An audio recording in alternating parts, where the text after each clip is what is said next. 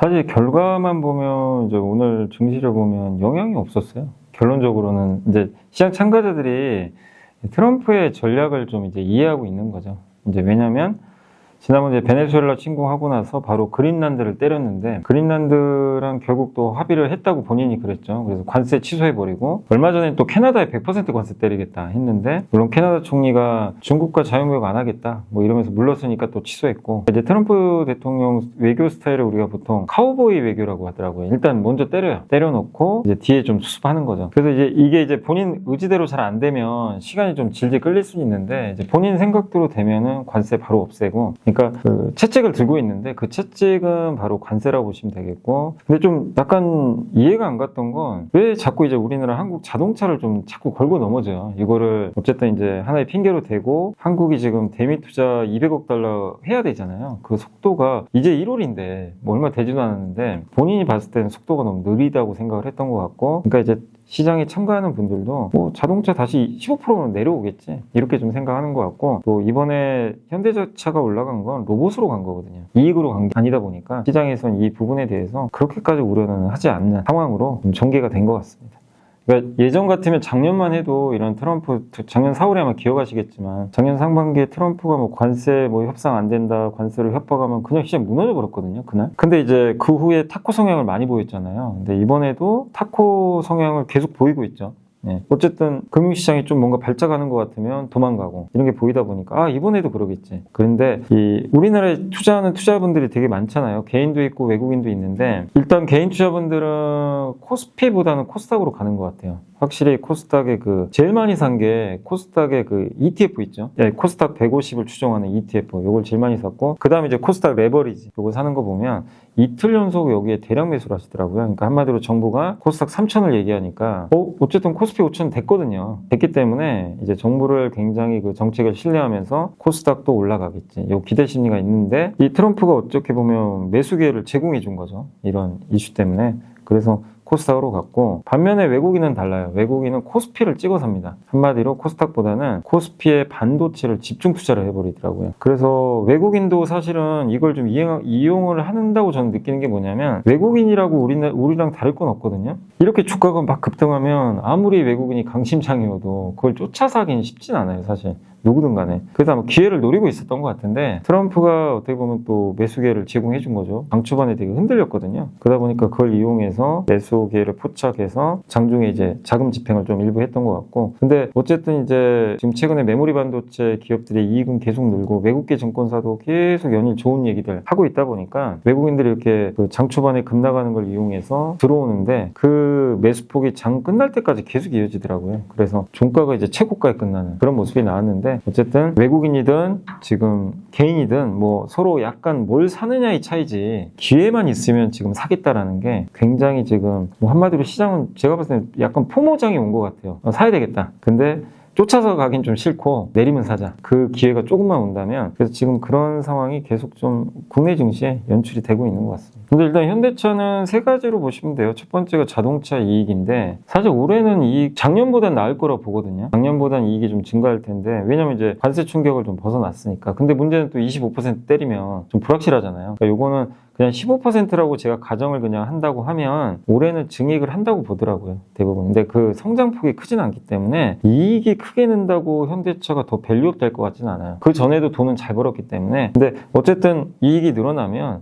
주가 하방 요소는 되는 거죠. 그렇게 보시고 두 번째가 역시 현대차는 주주환원 잘하잖아요. 그러니까 주주환원을 얼마나 더 해줄 거냐 이건데 현대차 그동안 주주환원 많이 했거든요. 근데 이제 로봇 투자도 좀 해야 되고 하다 보니까 주주환원을 뭐 여기서 더 적극적으로 할 것 같지는 않아요. 그러니까 유지는 하겠죠. 기존의 정책을 유지할 텐데 이걸로 더 뭐 밸류업을 할 것 같지는 않아요. 그래서 결국 이제 밸류업은 세 번째죠. 피지컬 AI 이걸 얼마나 더 해주느냐인데 일단 올해 CES 2026에서 보여줬거든요.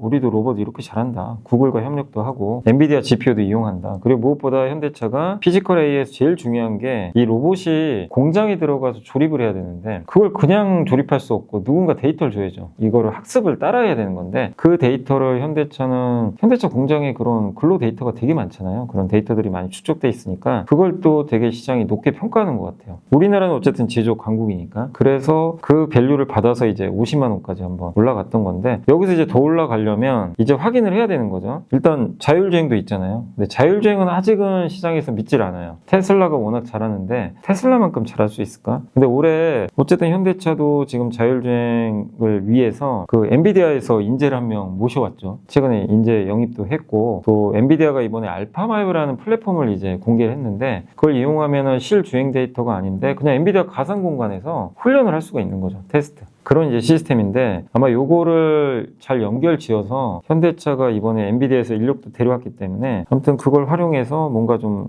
일부 결과물을 내놓지 않겠냐, 이런 기대감이 있는데, 지금 당장은 아니지만 올해 연중에 그런 이슈가 좀 나올 것 같아요. 그리고 실제로 페이스카라 그래서 그다음에 테스트하는 이제 자율주행 차가 있거든요. 그걸 한 700대 정도를 이제 뭐 운전자들을 뭐 뽑을 수도 있죠. 감독관을 뽑든 해가지고 테스트를 하는 것 같아요, 올해. 근데 그 결과물이 중요해요. 그 테스트를 했을 때 테슬라만큼은 아니더라도 어느 정도 근접하는 레벨만 나와준다면, 오, 현대차도 자율주행 제대로 하는구나, 이게 검증이 되는 거죠. 그래서 무조건 밸류업이 아니라 이제 50만 원까지 온 상황에선 이제 숙제는 그거죠. 현대차가 그거에 걸맞는 뭔가 하나씩, 자율주행부터 로봇도 이제 지금 이제 저기 조지아 쪽에 전기차 공장 있잖아요. 여기에 투입을 할 거거든요, 시범적으로. 그런 것들이 이제 투입이 돼서 결과물이 실제 나오는지, 이런 것들을 올해 계속 이벤트가 뉴스나 이런 걸 통해서 우리가 확인하면서 그게 잘 되면 주가는 한 단계 더 레벨업 되는 거고, 마치 그 아시겠지만 테슬라 실적 좋냐 나쁘냐가 주가를 결정 안 짓습니다. 요즘에 보면은 일론 머스크 말이나 아니면 로봇이나 자율주행 그 성과, 요게 좋으면 또 주가 급등하잖아요. 마치 그런 것 같아요. 현대차도 결국엔 자율주행과 로봇에서의 뭔가 추가적인 성과들이 하나씩 나왔는데, 예상보다 좋다, 그러면 한 단계 더 밸류업 해서 올라가는 거고, 못 미치면 이제 계속 여기 머물러 있는 거죠. 지지부진할 거고. 그래서 이제는 이제 검증의 시간이 좀 다가올 수밖에 없다, 이렇게 보고 있습니다. 근데 이제 이것도 한번 우리가 살펴봐야 되는 건, 테슬라 과연 2만 달러 내놓을 수 있느냐, 그것도 확인은 필요해요. 사실은 사실 쉽지 않거든요. 아무리 이렇게 싸게 만든다고 해도 대량 생산이 지금 안 되는 상황인데 2만 달러? 어떻게 보면 저는 보스턴 다이내믹스의 이 단가가 더 현실적이라고 보거든요. 테슬라 단가가 너무 좀 비현실적인 거죠, 어떻게 보면. 근데 사실은 몇 년 후에는 그렇게 될 수 있어요. 뭐냐면 이제 공급망이 잘 갖춰지고 대량 생산하면 무조건 싸지잖아요. 근데 지금 로봇은 아직은 많이 만들 수 있는 단계가 아닌데, 그럼 비쌀 수밖에 없어요. 그래서 저는 이 부분 때문에, 그러니까 뭐 테슬라가 2만 달러에 만들고 아틀라스가 13만 달러에 만든다고 해서 아틀라스를 평가절하할 필요는 없다. 저는 오히려 현실적이다. 다만 이제 그 현대차에서 얘기했던 건 아틀라스의 대량 생산은 28년부터거든요.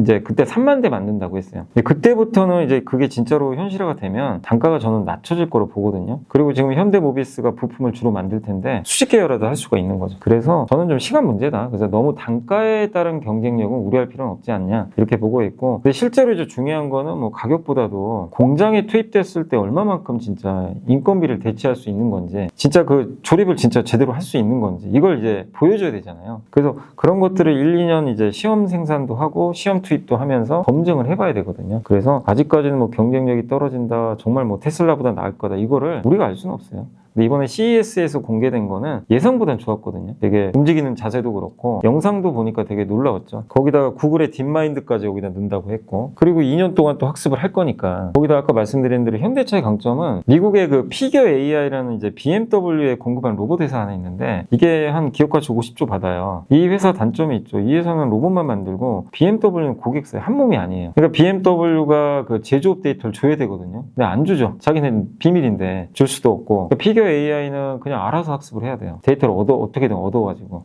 이 보스턴 다이내믹스는 그런 면에서 되게 좋죠. 되게 좋은 데이터를 줄 수 있는 회사가 딱 옆에 있는 거니까 현대차에서 그냥 받으면 되거든요. 기아에서 받으면 되고. 그러다 보니까 그 데이터로 학습을 굉장히 빠르게 할 것 같아요. 이게 이제 굉장히 저는 강점이라고 생각합니다. 그리고 돈 걱정할 필요도 없죠. 현대차가 계속 뭐 유증을 통해서 해주는데, 피겨 AI는 이게 자금 조달해야 되고 BMW가 도와줄 것도 아니고 자기가 스스로 자생을 해야 되니까. 근데 그런 기업마저도 기업 가치가 50조 받거든요. 근데 보스턴 다이내믹스는 저는 그거 이상으로 받아야 된다고 생각을 하거든요. 그렇게 본다면 지금의 구조 자체가 이 보스턴 다이내믹스한테 상당히 유리하다, 저는 그렇게 보고 있기 때문에 경쟁력도 괜찮을 것 같고 구조도 괜찮고 시간도 좀 충분하고 2년 정도 남아있기 때문에, 그래서 저는 굉장히 우리 예상보다 좋은 결과물들을 내놓지 않겠냐라고 생각을 하고 있습니다. 그러니까 현대차가 지금 이번에 시총 100조 원이 한 50만 원 정도 되거든요. 근데 그게 이제 PER 한 11배 정도 돼요. 11배니까 토요타랑 거의 똑같거든요. 근데 이제 10배가 45만 원이고, 근데 10배는 자동차만 가지고 갈 수 있는 최대치는 10배라고 봐요. 왜냐면 현대차가 자동차만 가지고 토요타를 이길 수는 없잖아요. 이 크기도 그렇고. 근데 이제 10배면 많이 받는 거죠, 자동차. 근데 지금 11배 갔다는 건 로봇으로 간 거잖아요. 그래서 저는 10배는 바닥으로 봐요. 10배는 이제 바닥이고, 자동차 가치로 봤을 때 그 이상의 밸류업은 이제 로봇이나 자율주행으로 이제 보여주는 건데, 그래서 당분간은 이제 11배나 12배에서 저번에도 한 12배 갔다 왔죠. 왔다 갔다 할 것 같은데, 중국 회사들이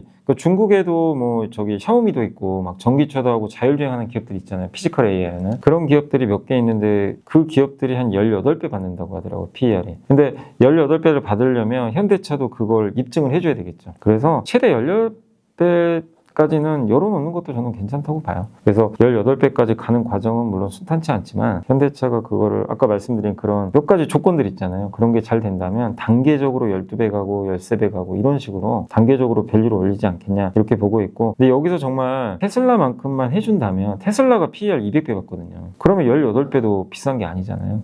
그러니까 무조건 간다가 아니라 이제 진짜 현대차는 정말 이제 중요한 변곡점이거든요. 이제 로봇이나 자율주행으로 재평가 받을 수 있다고 시장에서 인지를 하기 시작한 이제 초기 국면인데, 여기서 그 결과물을 잘 보여주면 의외로 쉽게 18배, 20배도 가는 거고, 그걸 자꾸만 이제 못 보여주면 다시 옛날로 복귀하는 이제 시장이 또 실망하겠죠. 그래서 이건 제가 결정할 문제는 아니지만 18배까지는 갈 가능성은 있고, 한 증권사가 85만 원도 목표가 된 것 같더라고요. 뭐 갈 수도 있는 거죠. 그러니까 방금 말씀드린 것처럼 이제 결과물을 저는 보여주면 불가능한 건 아니다.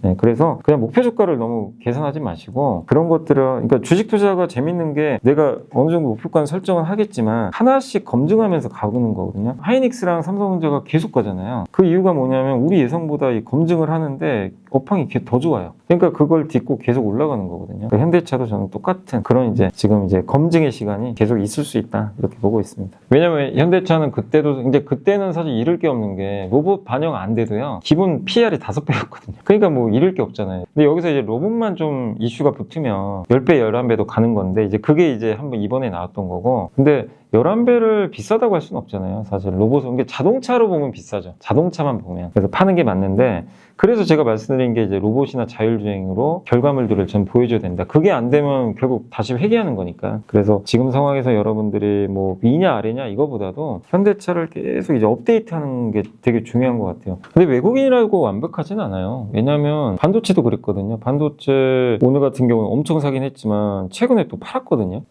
근데도 더 비싸게 사버려요. 그러니까 우리가 생각해야 될 건 뭐냐면 외국인이 하면 완벽하고 개인이 사면 항상 고점 잡고 이런 논리는 저는 이제 버려야 된다. 다 똑같다고 보고요. 외국인도 포모 느끼고 비싸게, 그러니까 외국인 입장에서는 이제 현대차가 50만 원이니까 야 PBR 이제 토요타만큼 왔네. 이 정도면 좀 많이 온 거 아니야? 그리고 바닥이 많이 사놨잖아요. 그들도 팔 수 있어요. 근데 그들이 팔고 개인이 이제 이걸 매수했으니까 저는 고점으로 볼 그건 아니다. 결국 이거를 결정하는 거는 뭐 개인 투자분들이 자금 여력이 더 있어서 더 사면 더 가는 거죠, 사실은. 또 만약에 주가도 올랐는데 현대차에 대한 긍정적 이벤트가 또 나왔어요. 그럼 외국인이 고점에 또 살 수도 있는 거예요. 그래서 저는 외국인이 이제 매도했으니까, 물론 추가 매도하면 매물 압박은 받으니까 내려갈 수 있지만, 그 외국인이 매도하는 게 뭔가 현대차에 구조적 문제가 생기거나 이런 것 때문에 매도해서 빠지면 그거는 뭐 우리가 안 좋게 봐야 되겠지만, 단지 많이 올라서 매도하고, 근데 그 매도 물량이 단기간에 너무 급증해가지고 빠졌는데 아무리 찾아봐도 특별한 악재가 없어요. 그럼 저는 오히려 그건 매수기회라고 저는 생각을 하거든요. 그래서 너무 수급을 우선시하지 마시고, 중요한 건 현대차 지금 왜 올랐나? 피지컬 AI로 올랐다. 그럼 이거를 계속 입증하는지만 여러분이 체크하시면 되지. 외국인 팔았냐, 개인 샀냐, 이거는 저는 결국 사후적인 해석이라고 보기 때문에 뭐 큰 의미는 없다고 생각을 하고 있습니다. 근데 요즘에 개인 투자분들도 되게 이제 주식을 갖고 있는 분들은 괜찮은데 새로 들어오신 분들이 많잖아요. 진짜로 5천을 가버리니까 이제 되게 조급해져요. 진짜로 작년엔 반신반의했는데 진짜 5천 갔네? 그리고 또 이런 거죠. 코스닥 3천 간다고? 그러니까 이제 코스닥 막 그 ETF를 막 사시고, 이 얘기는 뭐냐면 포모가 실제 온 건 맞는데, 그러면 급해져요. 사람이 이제 앞뒤 생각 안 하고 그냥 막 사게 되거든요. 그러면 급하면 비싸게 사게 돼요. 실수할 가능성이 있죠. 그래서 저번에도 현대차 막 54만 원 갈 때 개인도 많이 사더라고요. 그러다 47만 원까지 한번 확 빠져버렸잖아요. 그러니까 제 말씀은 기회를 계속 줍니다. 주식시장은 영원히 오르지 않아요. 중간중간 급락이 나오거든요. 1분기에 급락 안 오면 2분기에 올 수도 있어요. 근데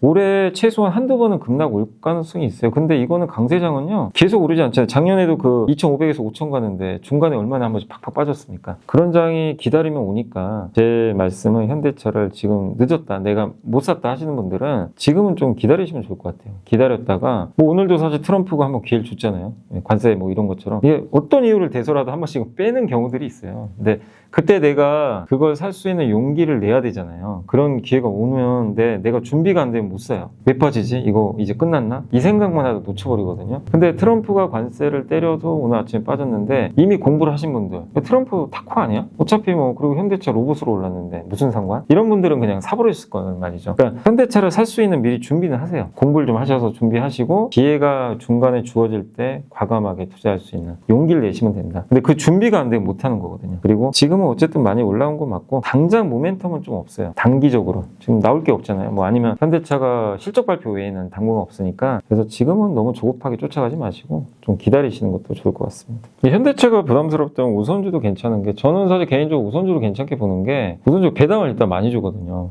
현대차 본주보다는 뭐 훨씬 더 많이 주기 때문에, 그래서 배당도 같이 받고 싶고 이렇게 장기 투자하신 분들은 우선주가 되게 매력이 있어요. 그래서 우선주 투자도 저는 고민해 보셔라 이렇게 말씀을 좀 드리고 싶고, 그 다음 기아나 현대모비스도 각각 성격이 있는데 다만 로봇 쪽에 있어서는 현대차가 좀 중심인 것 같아요. 그러니까 한마디로 선택을 해보세요. 기아도 괜찮아요. 기아도 뭐 로봇을 뭐 지분이 없는 것도 아닌데, 근데 기아는 뭐 자율주행이나 이런 로봇 쪽에 있어서는 현대차보다는 약간 우선순위에서 좀 밀리고 있잖아요. 그렇기 때문에 가치주나 이런 좀 부담 없는 수준에서 기아를 하시는 건 좋은데, 내가 기왕에 피지컬 AI를 현대차 그룹이 한다고 생각하고 투자하신 분들은 그냥 대장주 해야 되거든요. 그래서 저는 현대차를 하시는 게 오히려 낫다. 로봇 쪽을 본다면. 아니면 모비스가 낫죠. 모비스는 로봇 부품을 직접 만들어요. 그리고 관세 때려도 현대모비스는 별 영향이 없어요. 관세 피해는 사실 현대차나 기아가 받거든요. 그런 부분에서 좀 안전판 역할도 또 하기도 하고, 그래서 저는 오히려 만약에 현대차를 좀 대신해서 투자하고 싶으신 분이면 기아보다는 현대모비스가 좀 낫지 않냐, 이렇게 좀 말씀드리겠습니다. 빨리 갈 수도 있어요. 지금 어떤 식으로 가냐면, 제가 간다고 확신은 저도 못하지만 지금 이제 트럼프가 저렇게 때리는데도 지수가 급등해 버렸어요. 오히려 5천을 이제 안착해 버렸죠. 이 얘기는 시장이 지금 기다리질 않아요. 조정 좀만 나오면 그냥 사겠다는 거고, 그동안은 이제 보통 주가가 이익에다가 PER 곱하는 거죠. 주가는 EPS 곱하기 PER. 그래서 EPS는 주당 순이익, PER은 몇 배 줄 거냐잖아요. 근데 지금 올라간 거는 반도체가 이익이 너무 증가해가지고 그냥 주당 순이익 이익 증가로 올려버린 거거든요. PER은요 별로 오른 게 없어요. 지금 우리나라 증시가 PER이 10.6배인가 7배밖에 안 될 거예요. 과거 20년 평균이 10.2배거든요. 지수가 5천 2배 갔는데 20년 평균하고 별 차이가 없는 거예요. 이건 순전히 반도체 이익으로 올려버린 거거든요. 그런데 보통 주가 고점은 PER로 나와요. 그 다음에 이익 오르고 PER 이제 배수가 올라가면서, 이 배수는 누가 만드냐면 포모가 만들어요. 사람들이 못 참고 쫓아가는 경우들이 있어요. 그래서 PER이 지금 10.7배 되는데, 옛날에 우리나라가 보통 PER 이렇게 포모 와서 고점 찍을 때 12배 넘으면 그런 경우가 좀 몇 번, 옛날에 그 21년도에 삼성전자 구만전자 갔을 때 포모 온 장 기억나시죠? 그때 코스피 3천 갔을 때 우리나라 PER이 아마 13배인가 아마 갔을 거예요. 12배, 13배. 그때는 순전히 그냥 PER로 올려버렸거든요. 그래서 보통 12배나 13배 가면 고점 나왔어요, 한국이. 과거랑. 근데 사실 13배나 12배도 비싼 건 아니죠, 다른 나라랑 비교하면. 근데 우리나라는만 딱 놓고 보면 과거 평균과 비교하면 비싸요. 상위 2.5% 안에 들어간대요, 수익률. 상위로. 굉장히 높은, 그러니까 거의 잘 안 나오는 수익률이죠. 그게 이제 그래서 PER 12배 넘는 걸 계산해보니까 한 5,700, 5,800 나와요. 그럼 거의 6,000 나오잖아요. 그래서 그 포모 장세가 좀 만약에 펼쳐져서, 이건 외국인 개인 다 똑같습니다. 이게 못 견디고 만약에 쫓아가는 흐름이 나오면 그 12배까지 그냥 달려버릴 수도 있는 거죠. 그러면 이제 6천 금방 가는 거죠. 그래서 6천을 저도 뭐 빨리 갈 거라고 생각은 안 하지만, 사람들의 그 심리, 결국 주식을 사야 되겠다는 욕구가 뭐 지금 되게 강한데, 그게 점점 불이 더 지펴버리면 뭐 진짜 우리 생각보다 훨씬 빠르게 갈 수도 있는 거죠. 그러니까 배제는 못 하는 거죠. 그래서 강세장은 함부로 예단할 수가 없는 게, 고점 여기라고 진짜 예상을 못 해요. 많은 분들이 요즘에 또 이제 5천 오니까 현금 늘려야 된다 이렇게 나오는 분들도 있고, 아니다 더 간다고 하는 분들도 있는데, 뭐 몰라요. 그거는 가봐야 되는 건데, 과거 데이터상 5,700, 800 가도 뭐 그게 새로운 건 아니라는 거죠. 과거에도 그런 적이 있었기 때문에 결국 이거는 개인 투자자, 외국인들의 저는 심리에 이제 달려있는 거 아닌가. 그게 아마 고점을 만들 것 같다, 이렇게 보고 있습니다.